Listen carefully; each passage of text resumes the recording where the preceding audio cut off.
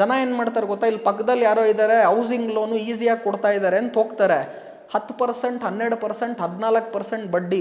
Personal loan ಕೆಲವುದೆಲ್ಲ 18%, 20% per annum. ಜನಕ್ಕೆ rate ಗೊತ್ತಿಲ್ಲ ಎಷ್ಟು ಪರ್ಸೆಂಟು. ಅವ್ನು ಸಾಲ ಕೊಡ್ತಿದ್ದಾನೆ ಅಂತ ತಗೊಬಿಡ್ತಾರೆ. ಆಮೇಲೆ ಅವ್ನು ಆಸ್ತಿ ಎತ್ಕೊಳಕ್ಕೆ ಬರ್ತಾನಲ್ಲ, ಅವಾಗ ಯೋಚನೆ ಮಾಡ್ತಾರೆ. ಈ ಗೋಲ್ಡ್ ಲೋನ್ ಇದೇ ಥರ ಆಗ್ತಾ ಇದೆ.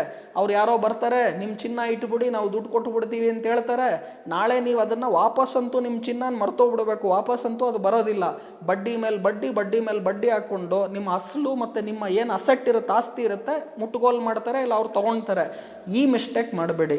ಸೊ 80% ನಿಮ್ಮ ದುಡ್ಡಿದ್ದರೆ ಒಳ್ಳೆಯದು. ರೀಪೇಮೆಂಟ್ ಟೆನ್ಯೂರ್ ಕಡಿಮೆ ಮಾಡ್ಕೊಳ್ಳಿ, ಬಡ್ಡಿ ದರ ಕಡಿಮೆ ಇರುವ ಬ್ಯಾಂಕಲ್ಲಿ ತಗೊಳ್ಳಿ. ಆಮೇಲೆ ಬಡ್ಡಿ ಮೇಲೆ ಬಡ್ಡಿ ಮೇಲೆ ಬಡ್ಡಿ ಬೆಳೆಸ್ಕೊಂಡು ಹೋಗಬೇಡಿ.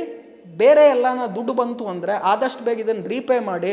15 ವರ್ಷಕ್ಕೆ ಸಾಲ ಕೊಡ್ತಾ ಇದ್ದಾನೆ, ನಂಗೆ ಕಟ್ಟೋ EMI ಕಡಿಮೆ ಆಗ್ತಿದೆ ಅಂತ ಮೋಸ ಹೋಗ್ಬಿಟ್ಟು ದೊಡ್ಡ ಪೀರಿಯಡ್ಗೆ ಸಾಲ ಖಂಡಿತವಾಗ್ಲೂ ಮಾಡ್ಕೋಬೇಡಿ. Boss Vala, B the boss.